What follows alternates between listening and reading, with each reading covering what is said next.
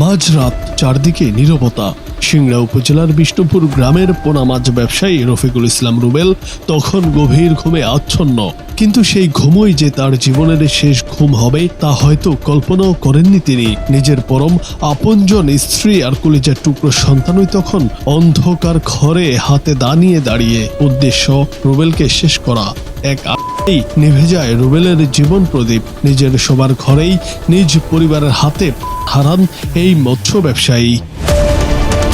Police ও স্থানীয় সূত্রে জানা গেছে, রোববার দিবাগত রাতে পারিবারিক বিভিন্ন বিষয় নিয়ে স্ত্রী শিউলি বেগম ও কলেজ পড়ুয়া ছেলে সাইফুদ্দিন সিদ্দিক রয়েলের সঙ্গে রুবেলের প্রচণ্ড বাগবিতণ্ডা হয়। এক পর্যায়ে মনের দুঃখে ও অভিমানে তিনি পাশের একটি আলাদা ঘরে ঘুমাতে যান।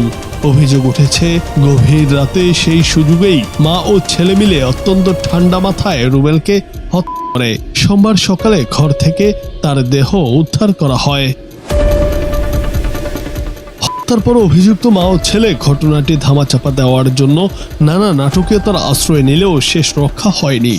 জেলা গোয়েন্দা পুলিশ ও সিংড়া থানা পুলিশের অভিযানে দুপুরে অভিযুক্ত শিউলি বেগম ও তার ছেলে রয়েলকে আটক করা হয়। এই সময় বাড়ির পাশের পুকুর থেকে পর লুকিয়ে রাখা মা ছেলের রক্তমাখা জামাকাপড় উদ্ধার করে পুলিশ। প্রাথমিক জিজ্ঞাসাবাদে আটকরা রুবেলকে হত্যার কথা স্বীকার করেছেন।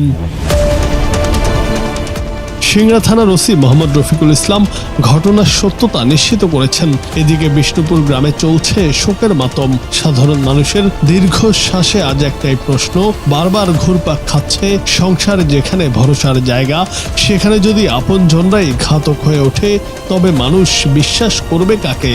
রফিকুলের এই করুণ যেন আবারও প্রমাণ করে দিল, যখন সম্পর্ক বিষিয়ে ওঠে তখন মানুষ তার নিজের ঘরেও নিরাপদ নয়।